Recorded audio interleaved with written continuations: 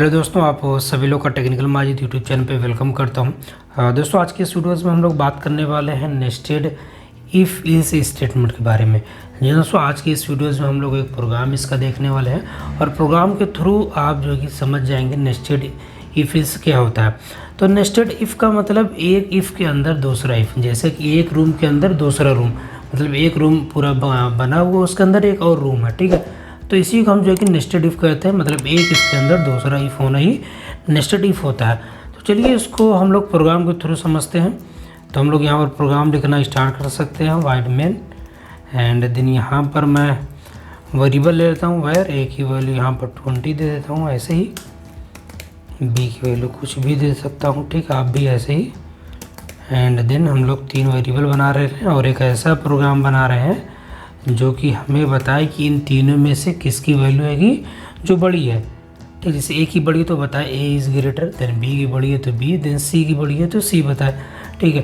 अब हम लोग क्या कर रहे हैं, यहाँ पर अब हम इफ़ ले रहे हैं, इफ़ यदि ए बड़ा हो बी से, देन अब फिर मैं जो ये कर्ली ब्रैकेट्स ओपनिंग क्लोजिंग इस इफ़ का कर रहा हूँ, इस इफ़ के अंदर मैं एक और इफ़ लिख रहा हूँ, तो इसी को कहते हैं नेस्टेड इफ़। एक इफ़ के अंदर दूसरा, जैसे एक इफ़ में बताया, और एक ये जो इफ़ है आप लोग यहाँ पर समझ लीजिए, ये इसका ओपनिंग क्लोजिंग कर्ली ब्रैकेट्स है, ठीक है।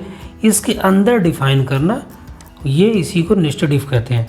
यहाँ पर हम फिर कंडीशन दे देते हैं अगर ए बड़ा हो सी से, तो अब यहाँ पर इस वाले का इफ़ जो है वो हमें क्या प्रिंट कर दे कि अगर ऐसा है तो प्रिंट भाई कर दे प्रिंट ए इज़ ग्रेटर, ठीक है, ठीक। अब हम इसका जो है कि इल्स लिख देते हैं, अगर ऐसा नहीं है तो जो है कि सी को ग्रेटर कर दिया जाए, ठीक है, तो प्रिंट कर देते हम लोग। तो यहाँ पर प्रिंट सी इज ग्रेटर, ठीक। तो ये जो इफ़ का है, इससे हम लोग बाहर आते हैं और यहाँ पर जो इफ़ एक कंडीशन और देते हैं, अगर जो बी बड़ा हो सी से, तो यहाँ पर भाई हमें प्रिंट करवा दे, प्रिंट ये करवा दे बी इज ग्रेटर, ठीक है, ठीक। देन सेमीकोलन, अगर ऐसा नहीं होता तो यहाँ पर इल्स दे दे हमें, ठीक है, और यहाँ पर प्रिंट हमको सी इज ग्रेटर, ठीक है। ये जो है कि ठीक है, और यहाँ पर सेमीकोलन।